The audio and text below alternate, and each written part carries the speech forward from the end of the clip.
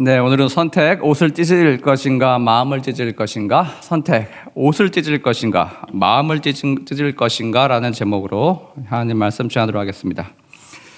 예, 올해 넷플릭스에 대작이 탄생했었어요. 고려 거란 전쟁 굉장히 여러 부작으로 그렇게 만들었었는데 요즘 그거 아십니까 여러분? 입시 시즌 되면 나온 농담이 있어요. 글쎄 우리 아들이 공부를 되게 잘했는데 아깝게 수능을 몇 문제 틀려서 서울대는 못 가고 그 옆에 있는 대학 갔잖아. 낙성대. 이게 아마 지방 사람과 서울 사람을 가르는 그런 시금석이 될 수도 있어요. 서울에 하도 대학이 많다 보니까 지방에서 올라오신 분들 진짜 낙성대가 있는 줄 알아요. 대학인지 알아요. 또 여러분 미팅 사이트 같은 데 많이 나오지 않습니까? 제가 오늘 소개팅을 나갔는데 너무 아름다운 마음에 드는 아가씨가 나왔대요. 근데 여러분 하나 이상한 게 있어서 여쭤봐요. 혹시 고대 미대를 다닌다는데 고대 미대가 있나요? 그리고 반대로 연세대 미대를 다닌다는데 연세대 미대가 있나요? 심지어 이것도 봤어요. 서강대 의대를 다닌다는데 서강대 의대가 있나요? 다 가짜예요, 여러분. 그 밑에 막 댓글 달리는 거 보면 어떻게 소개팅 나와서 거짓말 할 수가 있냐고. 없다고. 각 대학마다 진짜 존재하지 않는 학과가 굉장히 많다는 거예요. 낙성대 얘기하다가 여기까지 왔네요. 여러분, 낙성대 가보면 뭘 발견할 수가 있어요. 고려 거란 전쟁의 영웅이라 불리는 강감찬 장군, 그 장군의 생가를 복원해 놓은 곳이 있다는 거예요. 왜 낙성대라고 해요? 그분이 태어날 때 하늘에서 별이 떨어지는 그런 꿈을 꿨대요. 어머니가 태몽으로. 그래서 낙성대라는 그런 이름이 붙여지게 됐다는 것입니다. 고려 거란 전쟁 보면 여러분 총 3차례에 걸쳐가지고 전쟁이 일어났다는 거예요. 마지막 3차 전쟁에서 거란군을 완전히 괴멸시켜서 다시는 거란 제국이 고려를 쳐들어오지 못하게 어마어마하게 큰 승리를 거두게 되었습니다. 여러분 드라마 보시면 거의 마지막 회 보시면 물론 픽션이겠지만 설정이겠지만 말을 막 매복해 있다가 급습해 오는 고려군들을 덮치는 그런 거란 군사들의 모습이 나와요. 이 기세에 눌려가지고 고려 병사들은 두려움에 떨어서 이러지도 못하고 저러지도 못하고 우왕좌왕하는 모습이 드라마 가운데 나옵니다. 이때 여러분 우리 주인공 누구죠? 안 보셨구나. 노장 강감찬 장군이 무리를 뚫고 나와서 속으로 이런 말을 되뇌이면서 먼저 모범을 보입니다. 그는 속으로 이렇게 얘기해요. 이 두려움을 용기로 바꿀 수만 있다면 이라고 속으로 외치면서 피가 이미 전투로 인해서 흥건히 묻어있는 고려 검차라는 것을 붙잡고 힘차게 밀고 나갑니다. 그러면서 이 대장군이 고려 검차 전진을 외치니까 주변에 정신이 나가 있던 병사들이 총사령관의 이런 모습을 보고 하나둘씩 마음을 다잡고 검차에 붙기 시작해요. 이런 드라마틱한 장면을 거쳐서 결국 고려는 거란 제국의 완벽한 승리를 거두었습니다. 여러분 이게 얼마나 큰 승리냐? 당시 중국의 송나라도 이 거란을 막아내지 못해가지고 북쪽 땅을 꽤나 내어주었던 그런 강력한 거란 제국이었다는 것입니다. 그렇게 여러분 고려는 당당히 승리를 일궈냈어요. 여러분 고려에게 북쪽에 거란이 있었다면 북이스라엘에게는 북쪽에 아람이 있었어요. 또 비슷하게 북이스라엘과 이 아람 사이 두 나라 사이에도 3번에 걸쳐서 전쟁이 발발하게 되었습니다. 여러분 3차에 걸친 전쟁은 열왕기 상에 이미 기재되어 있어요. 정리하자면 1차 전쟁은 아람이 쳐들어와가지고 북이스라엘 수도 사마리아 성에서 벌어지게 됩니다. 우리로 치면 평양 정도 되겠죠. 평양. 아람의 베나다드 왕이 사마리아 성을 완전히 포위하고 그렇게 항복을 요구했을 때 하나님의 도우심으로 젊은 청년 고관들, 우리 치면 소위 중위 정도 됐을까요? 20대 정도 돼 보이는 젊은 청년들이, 전쟁 경험도 없는 이 청년들이 나가서 싸워서 이겼다는 거예요. 자, 2차 전쟁은 갈릴리 호수 동쪽가에 위치한 아벡에서 벌어지게 됩니다. 여러분 왜 그쪽에서 전쟁이 벌어지게 됐냐? 다 이유가 있어요. 1차 전쟁에 패한 아람의 베나다드 왕은 절치부심해서 새로운 침략 루트를 짜려고 하고 있었어요. 이때 신하들이 뭐라고 하냐? 왕이시여, 이스라엘의 하나님은 산의 신이라서 지난번에 우리가 산성에서 맞붙어서 패한 것이니 이번에 평지를 선택해서 싸우시면 분명히 이기시게 될 것입니다. 여러분, 이게 말이 됩니까? 하나님에 대한 이해가 너무 없는 애들이에요. 이렇게 어이없는 설득에 베나닷 왕이 넘어가서 그는 평지였던 아벡을 선택해서 전투를 벌이게 되었어요. 여러분, 어이없는 전략은 어이없는 패전을 낳게 되었습니다. 자, 역시 2차 전투도 이스라엘은 아람을 싸워서 이기게 됩니다. 자, 여기에 더해서요, 베나닷은 살기 위해서 어떻게 했냐? 이스라엘 왕 아합에게 형님이라고 머리를 숙이고 아합의 전차에 올라가면서 정말 굴욕적인 화친까지, 마음에 없는 살기 위한 화친까지 맺게 되었다는 것입니다. 자, 그리고 여러분, 마지막 3차 전쟁이 벌어지는데 이것은 고려고란 전쟁이랑 정반대로 펼쳐집니다. 3차 전쟁이 길앗 라못이라는 곳에서 펼쳐지게 되었어요. 이는 왜 벌어지게 되었냐? 2차 전쟁에 베나닷이 어떻게 얘기합니까? 전에 우리가 빼앗았던 이스라엘의 점령지를 돌려주겠다라고 그렇게 약속을 했었어요. 근데 여러분, 이거를 차일피일 미루면서 여러 가지 핑계를 대면서 결코 반환하지 않았기 때문입니다. 고려로 치면 중국과 국경을 맞대고 있는 동북 구성쯤 되는 이 길르앗 라몬, 두 나라 경계에 위치한 성읍이라고 할 수가 있겠어요. 근데 여러분, 이 길르앗 라몬에서 무슨 일이 벌어집니까? 큰 사단이 벌어져요. 북이스라엘 왕 아합, 이 아합이 그만 목숨을 잃게 돼요. 전사하게 됩니다. 여러분, 북이스라엘은 크게 그렇게 패하고 말았어요. 이때 잃은 전력이 상당했던 것 같습니다. 다시는 양국 간에 4차, 5차 전쟁이 벌어지지 않았고요. 이 3차에 걸친 전쟁의 최종 승자는 그렇게 아람, 저 북쪽에 있는 아람 베나닷 왕이 되어 버렸다는 것입니다. 여러분, 이렇게 양국의 관계가 정리되어 버렸어요. 승자는 아람, 패자는 북이스라엘. 자, 여러분, 이런 국제적인 힘의 배경 하에서 오늘 아람의 군대 장관 나만의 이야기가 나오고 있는 것입니다. 주석에 따르면 아람 북이스라엘 3차 전쟁 때 전투 지휘관이 바로 나만 전쟁이었다라는 기록도 있다는 것입니다. 오늘 본문 보시면 5장 1절에 보시면 전에 그에게 이는 여호와께서 전에 그에게 아람을 구원하게 하셨음이라 라고 나와 있지 않습니까? 이게 무슨 뜻인가 라고 하면 3차 전쟁, 마지막 전쟁에서 그를 통해서 승리를 거두었다라고 우리는 추측해 볼 수 있다는 것입니다. 근데 여러분, 그는 전쟁 영웅이었지만 큰 병이 있었어요. 나병에 걸렸어요. 나병. 이 나병을 낫게 해달라는 친서가 아람 왕으로부터 북이스라엘 여호람 왕에게 전달되었습니다. 관련 내용이 오늘 6절에서 7절에 등장하고 있는데 6절 보시면 이스라엘 왕에게 그 글을 전하니 일렀으되 내가 내 신하 나아만을 당신에게 보내오니 이 글이 당신에게 이르거든 당신은 그의 나병을 고쳐주소서 하였더라. 7절 왕의 반응을 봅시다. 이스라엘 왕이 그 글을 읽고 자기 옷을 찢으며 이르되 내가 사람을 죽이고 살리는 하나님이냐? 그가 어찌하여 사람을 내게 보내 그의 나병을 고치라 하느냐? 너희는 깊이 생각하고 저 왕이 이 틈을 타서 나와 더불어 시비하려 함인 줄 알라 하니라. 이렇게 반응하고 있습니다. 여러분, 북이스라엘 여호람 왕이 왜 이렇게 급발진하고 있는 것일까요? 첫 번째, 여호람 왕의 아버지는 3차 전쟁에서 전사한 아합 왕이었다는 것입니다. 즉 아버지를 죽인 원수들이 저들에게 다시 힘을 모아서 복수를 해야 되는데 그럴 힘이 없어서 그저 주저앉아서 슬픈 나날을 보내고 있던 북이스라엘의 형국이었다는 것입니다. 그런데 여러분, 그런 철천지 원수들이 뻔뻔하게도요, 아버지를 사망에 이르게 했던 군대 지휘관 나아만을 지금 보내서 그의 병을 고쳐달라고 합니다. 여러분, 이게 부탁 같지만 승자와 패자 간의 관계에서는 어떻게 느껴지겠어요? 명령같이, 압박같이 느껴졌다는 것입니다.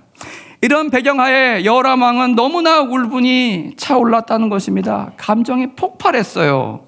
원수를 찢어 죽여도 못마땅한데 반대로 원수를 살려내래요.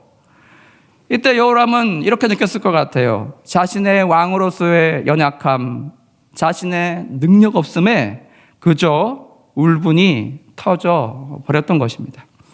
둘째로 전쟁에 진 이후에 여러 가지로 과도한 배상금 및 조공 요구 등등으로 북이스라엘을 계속해서 괴롭혀 왔을 터인데 거기에 더해서 여러분 아람에 죽어가는 사람마저 살려내라는 식의 억지를 부리고 있었다는 것입니다. 만일 이 어려운 병을 고쳐내지 못한다면 무슨 일이 일어나겠어요? 이를 빌미로 다시 북이스라엘을 침공해서 약탈하려는 국가적인 위험 가운데 놓이게 됐다는 것을 이 왕은 감지했다는 것입니다.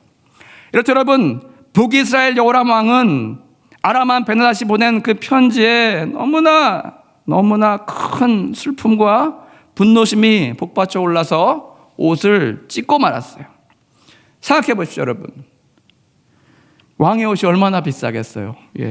수천에서 수억은 하지 않을까요? 옷을 찢는다는 것은 이스라엘 문화에서 극심한 스트레스와 극심한 슬픔과 극심한 분노를 나타낼 때 그렇게 하는 방법 중에, 행동 중에 하나라는 것입니다. 이스라엘 왕 여호람이 느끼기에는 막 도망치다가 막다른 골목에 다다른 그런 느낌이지 않을까 싶습니다. 거부하자니 전쟁이 날 것 같고, 수용하자니 고칠 수 있다고 자신할 수 없고. 여러분, 5절에 아람 왕이 보낸 거금, 오늘날로 치면 100억에 가까운 아주 큰 돈입니다. 은 10만 달란트와 금 6천 개와 의복 10벌. 이것이 왔다고 여러분 좋아할 일이 아니라는 거예요. 이게 만일 여러분 일에 대한 착수금 형식으로 왔다면 이게 이스라엘에게 지급된 것인데 만에 하나 치료에 실패할 경우에 왜 못 고쳤냐? 이렇게 돈을 많이 줬는데도 왜 못 고쳤어? 라고 시비를 붙어서 야 배상해, 더 많이 내, 2배, 3배, 5배, 10배 보상해라고 억지를 부릴 수 있는 그런 상황이었기 때문입니다. 여러분, 이런 진퇴양난 가운데 빠져있는 왕에게 짜잔하고 구세주가 등장하고 있습니다. 8절 보시면 하나님의 사람 엘리사가 이스라엘 왕이 자기 옷을 찢었다함을 듣고 왕에게 보내 이르되 왕이 어찌하여 옷을 찢었나이까? 그 사람을 내게로 오게 하소서. 그가 이스라엘 중에 선지자가 있는 줄을 알리이다 하니라. 이번 여러분 앞에 슬픔과 분노와 스트레스 그것이 포함된 기별이 아니라 어찌 보면 왕에게 기쁨과 구원의 기별이 엘리사 선지자로부터 도달하게 되었다는 것입니다. 왕의 염려와 분노와 수치심을 내가 아노니 왕이시여 그 슬픈 마음을 이제 다 내려놓으시고 제게 그 사람을 보내시면 제가 이 문제를 말끔히 깨끗이 풀어 드리겠다라는 그런 내용의 전갈이었다는 것입니다. 사실 여러분 이스라엘 왕에 받은 서신에는 엘리사의 이름이 명시되어 있을 가능성이 아주 큽니다. 왜냐하면 오늘 3절 보십시오. 3절 보시면 아람에 포로로 잡혀가서 나아만 집의 요정으로 섬기던 한 어린 소녀가 이렇게 제안하지 않습니까? 사마리아에 계신 선지자 앞에 우리 주인께서 가시면 이 병이 나을 수 있겠다 그렇게 알려주지 않았습니까? 그래서 여러분 나아만은 자기 왕의 허락을 받고 이스라엘 땅까지 찾아오게 되었기 때문이에요. 그렇게 보면 오늘 이스라엘 왕은 한 가지 착각을 하고 있었거나 아니면 한 가지 온전히 믿음으로 반응하지 못하고 있었다라고 볼 수밖에 없다는 것입니다. 그의 코멘트를 보십시오. 7절에 내가 사람을 죽이고 살리는 하나님이냐? 그가 어찌하여 사람을 내게 보내 그의 나병을 고치려 하느냐? 아니 분명 직접 고쳐달라고 본인에게 쓰지 않았을 것 같은데 여호람 왕은 내가를 반복하면서 그렇게 큰 착각을 하고 있다는 것입니다. 언제 왕에게 고쳐달래요? 고침을 받도록 잘 주성해 달라는 거죠. 연이여 너희는 깊이 생각하고 저들이 저 왕의 틈을 타서 나와 더불어 시비하려 하면 줄 알라. 이 말 안엔 여러분 또 무엇이 숨겨 있겠습니까? 우리가 혹시 이 나만 장군을 고치지 못할 시에 온 국가가 처하게 될 큰 공경 뒤에 숨어 있는 이 술수를 너희들은 깊이 생각하라라고 그렇게 얘기한 거 아니겠습니까? 이런 생각 뒤에는 엘리사가 즉 하나님의 사람이 혹시라도 이 일을 완벽하게 해내지 못하면 어찌하나 라는 여러분 반신반의의 감정이 생각이 섞여 있었다라고 할 수 있겠습니다. 여러분, 우리가 살면서 감정이 북받쳐 올라올 때가 있습니다. 틀어막으려고 해도 터져버리는, 나와버리는 그런 경우가 있지 않습니까? 많은 경우 요람과 같이, 요람 왕과 같이 영적인 시야가 좁아져서 내가 나보고 이렇게 부르짖으면서 마치 자신이 피해자가 된 것 같은 그런 생각에 사로잡힐 때 더더욱 우리는 감정의 폭발을 일으키는 것 같습니다. 정신을 차리고 좀 넓게 보면 이것을 여호람에게 직접 해내라고 지시한 것이 아님에도 불구하고 그저 그 나라 가운데 치료를 허용해달라고 그렇게 부탁하는 정도의 메시지였습니다. 이렇듯 여러분, 전장에 이미 일그러져 버린 열등감과 아버지에 대한 불타는 복수심에서 이런 어이없는 분노심의 폭발이 그의 심령 가운데 일어나고 있었다는 것입니다. 여러분, 우리도 마찬가지인 것 같아요. 언제 화가 나십니까? 여러분 한 명에게만 타겟이 맞춰지고 여러분 한 분만 누군가 아니면 집단 전체가 공격하려 들 때 바로 그때 여러분 안에 방어 기제가 나오지 않습니까? 그러나 여러분, 크게 보면 나를 그렇게 공격하는 것이 아니라, 나만 공격하는 것이 아니라 내게 부탁을 해오거나 내게 도움을 구하거나 반대로 나를 도와주기 위해서 이런 메시지를 전달할 때도 참 많다는 것입니다. 그럴 때 우리는요, 엘리사와 같이 하나님의 시각에서 우리의 문제를 바라봐야 됩니다. 극심한 스트레스가 찾아올 때 우리가 하나님을 반드시 만나야 하는 이유인 것입니다. 내 감정이 불안할 때, 내 마음이 답답할 때 우리는 하나님과의 대화에서 현재 이 문제의 실마리를 풀어가야 합니다. 그리하려면 저 높은 곳에서 우리를 바라보고 계시는 하나님의 시선으로 우리의 상황과 우리의 여건을 바라볼 수 있는 능력이 있어야 한다는 것입니다. 여러분, 여로왕은 아합과 같이 하나님에 대한 아주 패급의 불신 아이콘은 아니었던 것 같습니다. 하지만 그렇다고 하나님의 능력을 100% 신뢰하지는 못했던 것 같습니다. 분명 하나님의 사람이 나아만을 만나게 하여 그를 치유해달라고 그렇게 했을 것 같은데 그는 그 치유의 결말에 대해서 어떡합니까? 적국보다 아람의 사람들보다 더 낮은 기대감을 가지고 있지 않았나라는 생각이 든다는 것입니다. 만에 하나 엘리사가 이를 고치지 못하면 어떡하나? 피부병이라는 게 정도가 있는데 저들이 만족할 정도로 말끔히 호전되지 못하면 어떡하나? 이렇게 여러분, 어린아이와 같이 온전한 피부로 100% 돌아갈 수 있는지에 대한 그 의문이 그의 마음 가운데 남아 있었을 것입니다. 그렇기에 그는 받은 편지를 넣고 분노 이후에 불안감이 찾아와서 지네들이 이거를 빌미로 침공을 하면 어떡하나라는 그런 두려움 가운데 휩싸이게 되었다는 것입니다. 여러분, 살면서 언제 우리는 불안감에 휩싸이게 됩니까? 앞으로 벌어질 일들에 대해서 하나님의 능력을 100% 온전히 신뢰하지 못할 때, 그럴 때 우리는 불안감에 휩싸이게 된다는 것입니다. 만약 하나가 잘못되면 어떻게 하나라는 심정으로 2%의 실패 확률이 있을 경우에라도 이마저 자기의 노력으로 그 모든 것을 방비해 놓으려고 노력한다는 것입니다. 이럴 때 우리는 여호람 증후군에 빠지게 된다는 거예요. 하나님의 사자를 알고 있고 그의 능력에 대해서 익히 알고 있음에도 불구하고 내 자신의 미래에 대해서 불안해하면서 떨고 있는 우리 자신을 발견하게 될 수 있다는 것입니다. 반대로 여러분, 시편 131편 찬양 어떻습니까? 어머니 품에 안긴, 엄마 품에 안긴 아이 같은 그런 심령도 있다는 것입니다. 현재 모든 불안감들 다 주님께 온전히 맡긴 그런 자들에게 하나님께서 하늘의 평안을 여러분에게 주실 것입니다. 여러분, 오늘 GBS 본문과 같은 본문을 다뤄봤어요. 오늘 설교의 내용은 GBS에서 다른 내용과는 겹치지 않게 본문을 한번 묵상해봤습니다. 이유가 있어요. 매주 GBS 소화해내고 전하시라 고군분투하시는 간사님들의 수고, 그 수고에 대해서 제가 잘 알기 때문입니다. 어떤 간사님은요, 토요일 저녁부터 새벽까지 고산 모드예요. 고산 모드.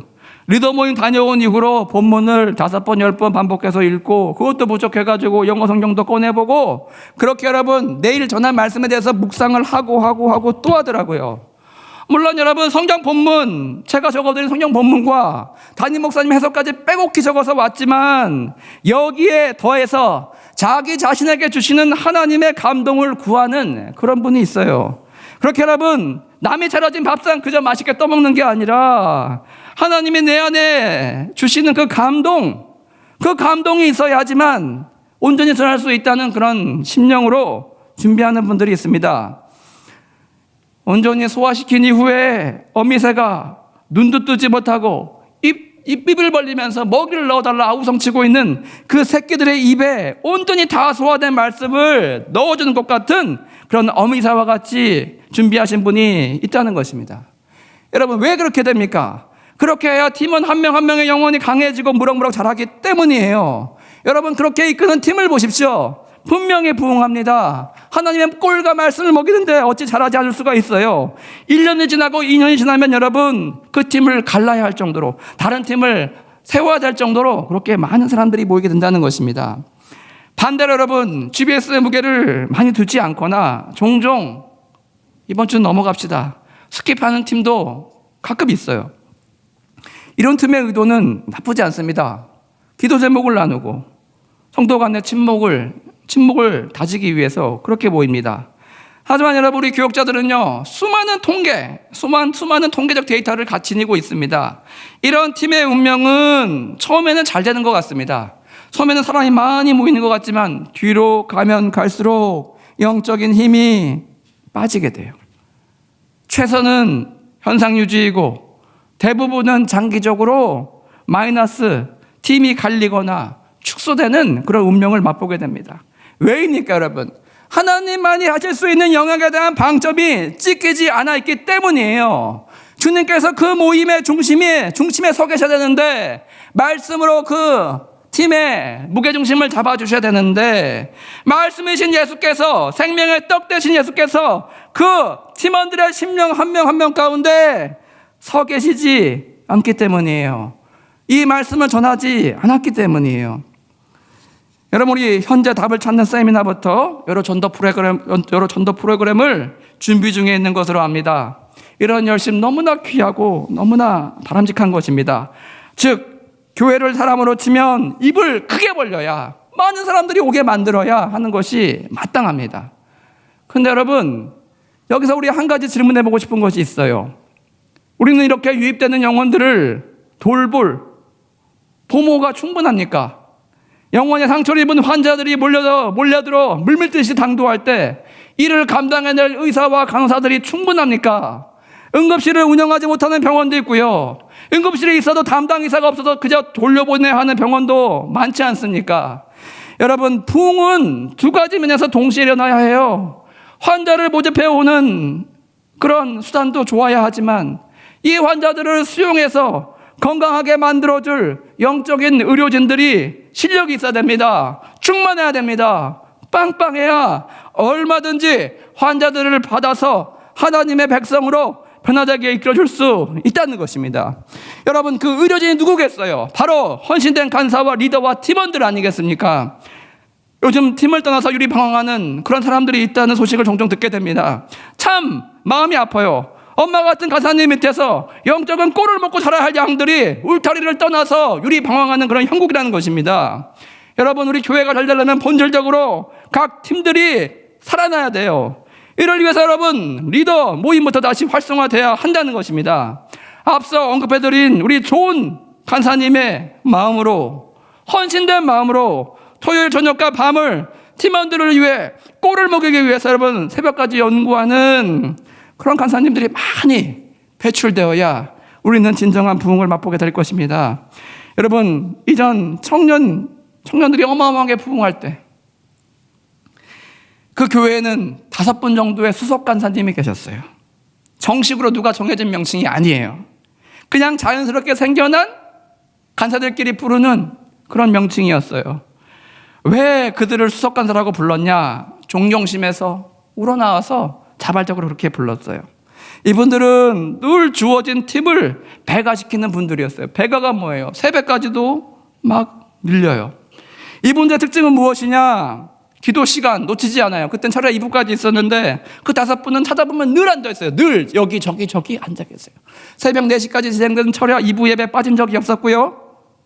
그리고 이분들이 전하는 말씀 GBS 내용은요, 담임 목사님께 받은 은혜만큼 진하게 그렇게 팀원들에게 흘러 들어갔다는 것입니다. GBS의 내용을 팀원들에게 그렇게 풀어주고 하나님의 진한 감동을 남겨줄 수 있는 그런 간사님들이었어요. 여러분, 이런 분들이 우리 안에, 우리 교회 안에 여기저기 우후죽순 생겨나게 된다면 우리가 지금 벌이고 있는 전도 초청의 열매가 우리 가운데 온전히 남아있게 될 것입니다. 그래서 여러분, 우리 외면과 내면도 잘 준비되어서 우리에게 보내주실 그 영혼들, 우리에게 맡겨주실 그 영혼들을 키워내는 세계의 모든 성도님들 다 되시길 주님의 이름으로 축복드립니다. 우리 다 같이 시편 131편 찬양하시겠습니다.